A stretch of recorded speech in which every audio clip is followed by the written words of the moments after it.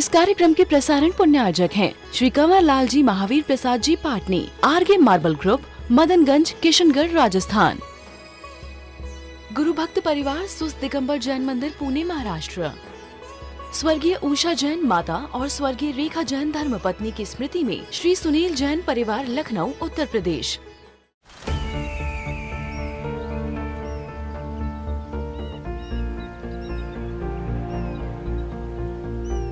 जो बनकर मेरा हमसफर आएगा, सिर्फ उसी को फर्क नजर आएगा। शुरू करो, डालो बुनियाद, घर महल नजर आएगा।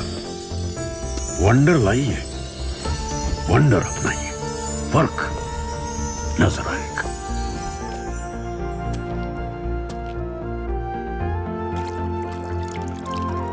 पानी भर लो अंजलि में, चांद उतर आएगा।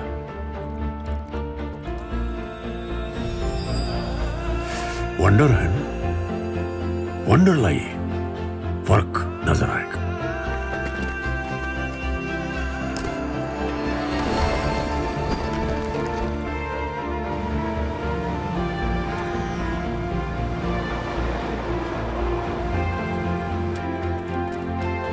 पहला घर तो खड़ा करो, शहर नजर आएगा।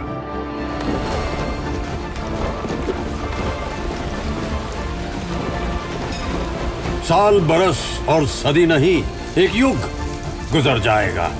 उम्र न पूछो वंडर की, जब फर्क नजर आएगा। वंडर सीमेंट, फर्क नजर आएगा। ईर्ष्या के पीछे रूट कॉज क्या और आत्म प्रशंसा के पीछे रूट कॉज क्या है, उसे पकड़ने की कोशिश की जानी चाहिए। जड़ हमेशा महत्वपूर्ण होती है, बाहर की टहनियां, पत्तियां, फल फूल वो ज्यादा महत्वपूर्ण नहीं होते हैं।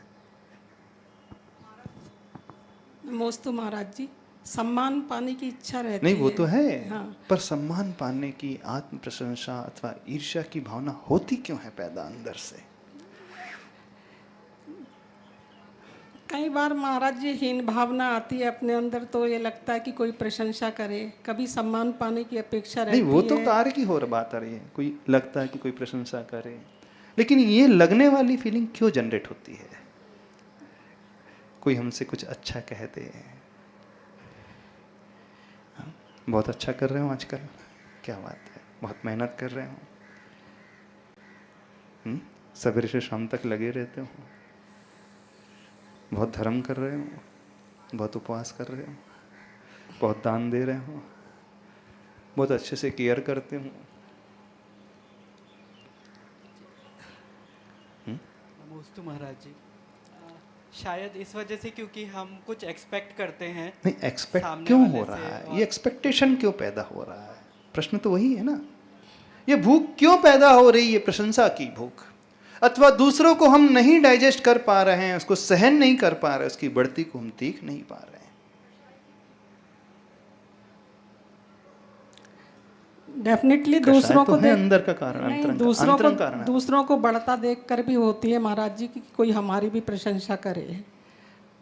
नहीं, हो रहा है, सब कार्य हो रहा है, हम समझ रहे हैं, सबके साथ हो रहा है, लेकिन हो क्यों रहा है? वो क्यों की बात हम कर रहे हैं? वो महाराज जी कर्म का उदय हो सकता है। कर्म का उदय भी वो तो इंटरनल कारण हुआ, दिखलाई नहीं दे रहा है। आप क्या सोच सकते हो? हमें वहां तक पहुंचने की कोशिश करना है। शायद इसलिए होता होगा कि हम जब स्वद्रोह में न रहकर परद्रोह में जब झांकते हैं, ये कारण होगा शायद। देखो, बहुत कुछ सही आ रहे हैं। इंटरनल कारण तो कषाय का उदय है ही, लेकिन जब जब व्यक्ति हमेशा बाहर रहने का आदी हो जाता है, उसी के भीतर इच्छाएं पैदा होती हैं। जितना जो बहिर्मुखी रहेगा, वह उतना ही प्रशंसा की भूख अपने भीतर रखेगा, और जितना अंतर्मुखी रहता है उसे कोई फर्क नहीं पड़ता। वो कितना भी कर ले, बड़े से बड़े अचीवमेंट में कोई नहीं हासिल कर ले, उसे कोई फर्क नहीं पड़ता, क्योंकि वह सिर्फ अपने लिए करता है। और बहिर्मुखी दृष्टि रखने वाला व्यक्ति कुछ भी कर रहा हो, छोटा भी कार्य क्यों ना कर रहा हो, हर कार्य करने के पश्चात चारों तरफ देखता है कौन है कौन नहीं। शायद आप लोग भी देख लेते हैं। हो सकता है आप ये कह सकते हैं कि महाराज जी हम साधना करते हैं, बड़े बड़े काम करते हैं, दान देते हैं, सेवा करते हैं, हम बिल्कुल अपेक्षा नहीं करते। यदि व्यक्ति न्यूट्रल रहे तो समझा जा सकता है, लेकिन न्यूट्रल रहते कहां हैं? तो यदि हम ईर्ष्या से बचना चाहते हैं,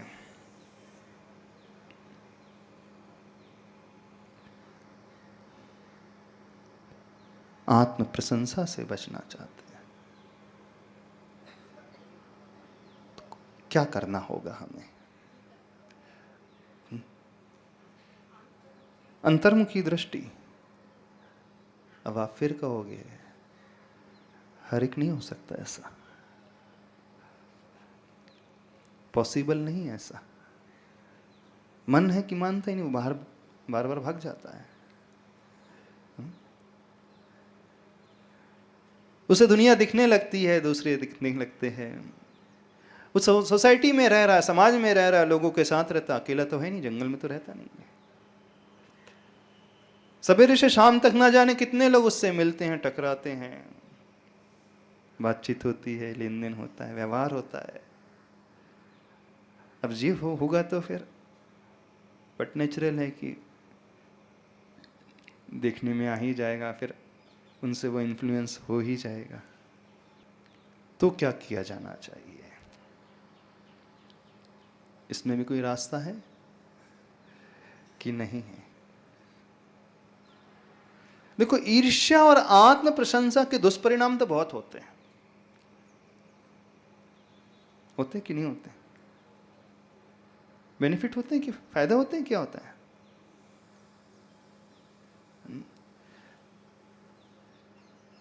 जब जब हम ईर्ष्या से भरते हैं, हम अपना ही अहित करते हैं। ईर्ष्यावान व्यक्ति कभी भी क्रिएटिव नहीं हो सकता।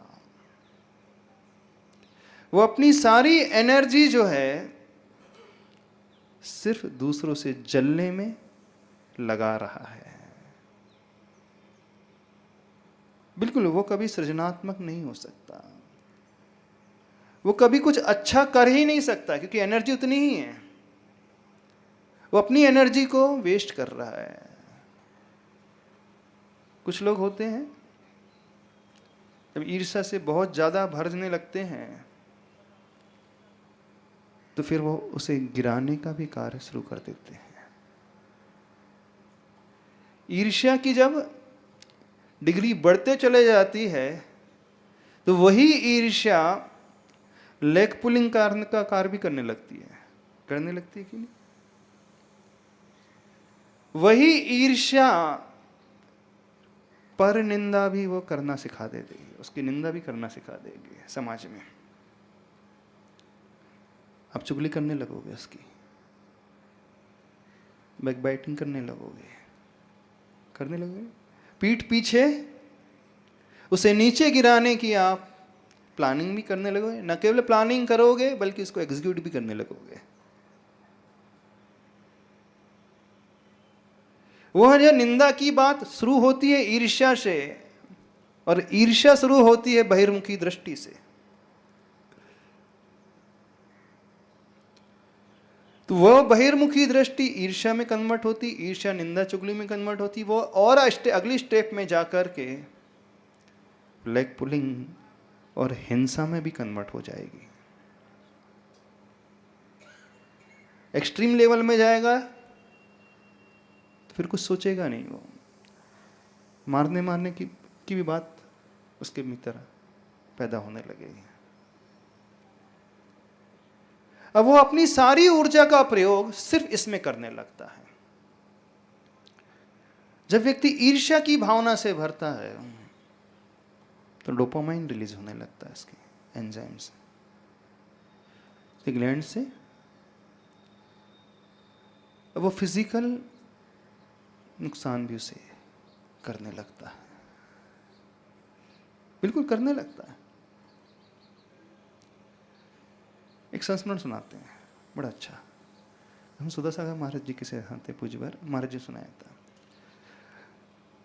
बोले जब वो स्कूल में पढ़ते थे, एक टॉपर था स्कूल बच्चा, और सेकंड एक दूसरा बच्चा वो हमेशा सेकंड नंबर आता था। अब वो टॉपर को बर्दाश्त नहीं कर पाता था। जब एग्जाम आने को था तो उसने क्या किया, उस टॉपर के नोट्स थे गायब कर दिए, सुनना ध्यान से, और उसे छिपा करके रख दिया। अब जो बच्चा हमेशा टॉप करता था, लास्ट मोमेंट में उसने देखा कि उसके नोट्स उसे नहीं मिल पा रहे, उसका प्रभाव उस पर भी पड़ा, वो उतना अच्छा स्कोर नहीं कर पाया। लेकिन जिस बच्चे ने उसके साथ ऐसा किया था,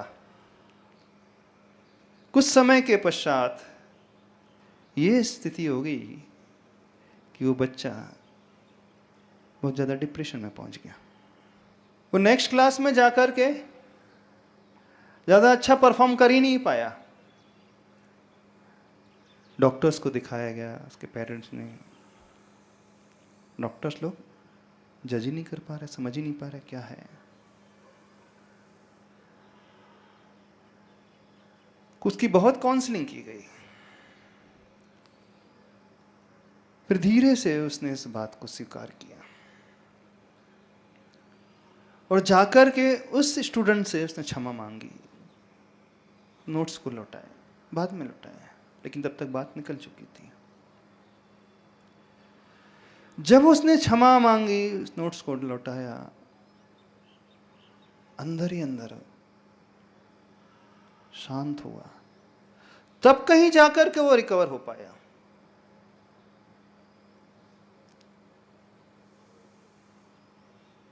साक्षात घटी घटना है।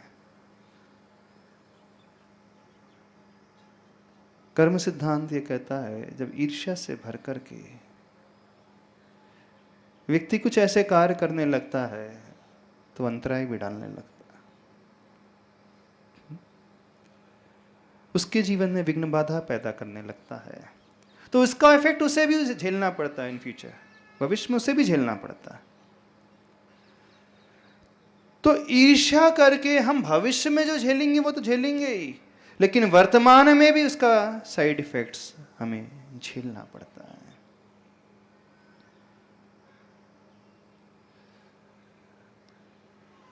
अब ईर्ष्या से कैसे बचा जाए, क्या करना चाहिए? आप कहोगे कि महाराज जी, आप कहेंगे कि ईर्ष्या नहीं करना चाहिए, लेकिन वो हो जाती है। ईर्ष्या करते हो कि हो जाती है? हो जाती, करते तो नहीं, करता कोई नहीं, हो जाती है। अब ईर्ष्या आपके भीतर पैदा ना हो तो रास्ता क्या है उसका? है कोई रास्ता आपके पास? कभी सोचा? नहीं सोचा? आचार्य उमा स्वामी जी महाराज उसका रास्ता बताते हैं।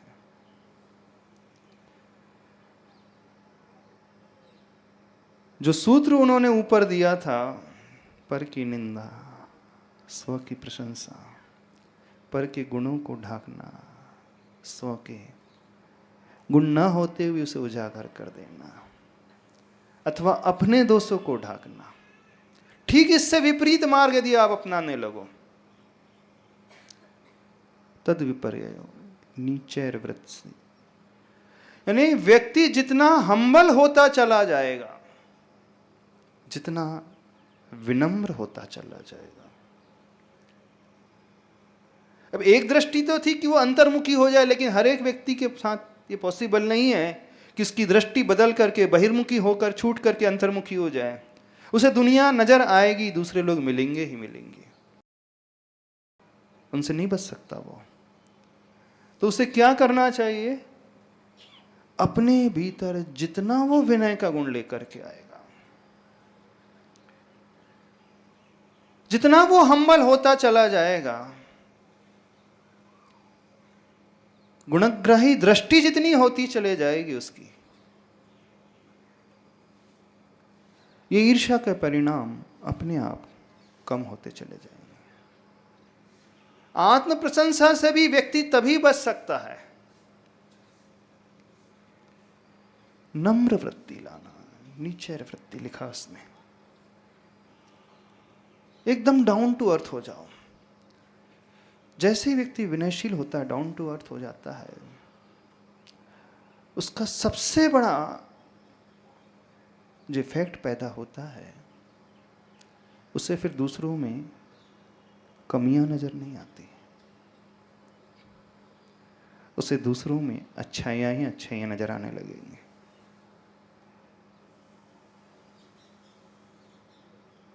समझना इस बात को। उसे दूसरों में गुण ही गुण नजर आने लगेंगे। किसी को बढ़ता हुआ देखेगा, बढ़ता हुआ देख करके वो जलेगा नहीं, बल्कि वो व्यक्ति उसके लिए रोल मॉडल साबित हो जाएगा, प्रेरणा स्रोत बन जाएगा, उसे आगे बढ़ाने के लिए वो प्रेरित करने वाला हो जाएगा। सबसे सरल उपाय है, ईर्ष्या को यदि जीतना चाहते हो, आत्म प्रशंसा से ऊपर उठना चाहते हो, तो विनयशील होना सीखो। इस कार्यक्रम के प्रसारण पुण्यार्जक हैं श्री कंवर लाल जी महावीर प्रसाद जी पाटनी, आरगे मार्बल ग्रुप, मदनगंज, किशनगढ़, राजस्थान। गुरु भक्त परिवार सुस्त दिगंबर जैन मंदिर, पुणे, महाराष्ट्र। स्वर्गीय उषा जैन माता और स्वर्गीय रेखा जैन धर्मपत्नी की स्मृति में श्री सुनील जैन परिवार, लखनऊ, उत्तर प्रदेश।